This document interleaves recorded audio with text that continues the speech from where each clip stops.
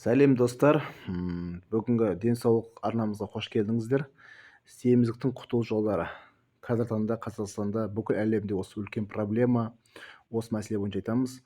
Жалпы семіздік неден болады? Бірінші, дұрыс тамақтанбау, майлы тәтті тағамдар көп тұтыну, физикалық белсенділіктің аздығы, яғни қимыл қозғалысының жоқтығы, генетикалық бейімділік, тұқым қуалаушылықты факторлар болуы мүмкін, стресс және эмоционалдық тамақтану, ұйқының режим бұзылуы, энергетика сусындар. Мына дұрыс тамақтанудың қандай өнімдерді таңдау керек? Алма, білесіздер, иә? Банан болмайды.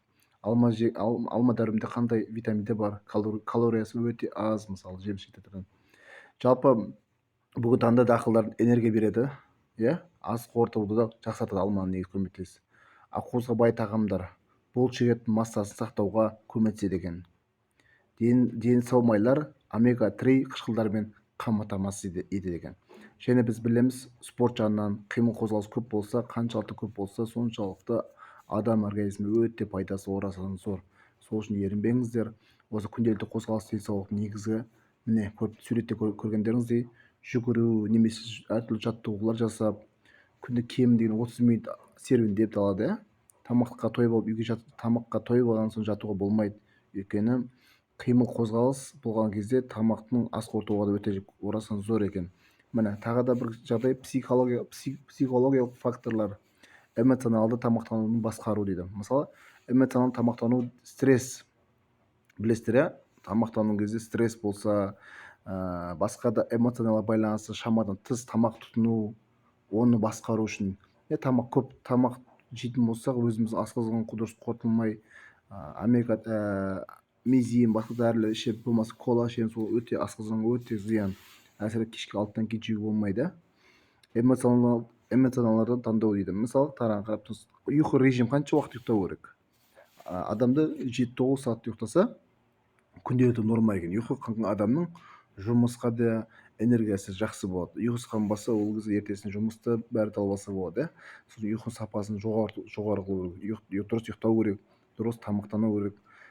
Егер ұйқы дұрыс болмаса, метаболизм төмендеп кетеді. Білесіздер, таңертең су ішкенде адам организмі өте орасан зор. Бір стакан таңертең жылы су ішетін болсаңыз, адам организмі өте зор.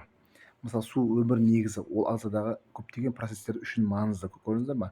Метаболизм жеделдетеді, ашық тезімен басады, теріні сергітеді, ағзада токсиндерді шығарады. Күнде кемінде 8 стакан су ішу ұсынылады. Су ішкен адам организмі өте пайдасы зор. Егер сіз медицина көмекке, дәрігерге кеңес қажет керек болса, егер сіз семіздікпен күресуде қиындықтарға тап болсаңыз, дәрігермен немесе диетологпен кеңес өте маңызды. Олар сізге жеке бағдарлама әзірлеп, денсаулығыңызға бақылауға көмектеседі. Дәрігерлік көмегімен сіздің жеке денсаулығыңыз байланысты ең жақын шешім қабылдайды.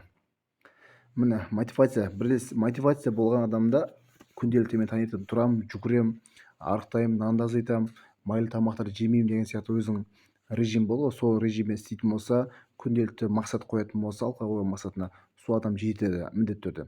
Қараңыздар, қандай мотивация керек үшін? Жігер керек, шыдау керек, оңай емес. Өйткені адам денесінің организмінде қаншама майлар бар, лишний майлар, соның бәрін кетіру керек. Міне, қорытынды болашақта арналған кеңесте семіздіктің күресі бұл ұзақ мерзімді процесс еді. Көрдіңіздер ма? Ұзақ процесс. Ол табандылықты және жүйелікті қажет етеді. Есіңізде болсын, әрбір кішкентай қадам үлкен нәтижеге апарады. Өзіңізге мейірімді болсаңыз, салауатты өмір салтын ұстауға жалғастырыңыз. Қиындықтардан қорықпаңыз. Қиындық болады әрине. Өзіңіз диетаға отырасыз, нан жеуге болмайды, анау істеуге болмайды, көп қимыл қажет, көп су ішу керек деген сияқты. Жалпы семіздіктің күресінің бұл ұзақ мерзімді процесс екенін айттым.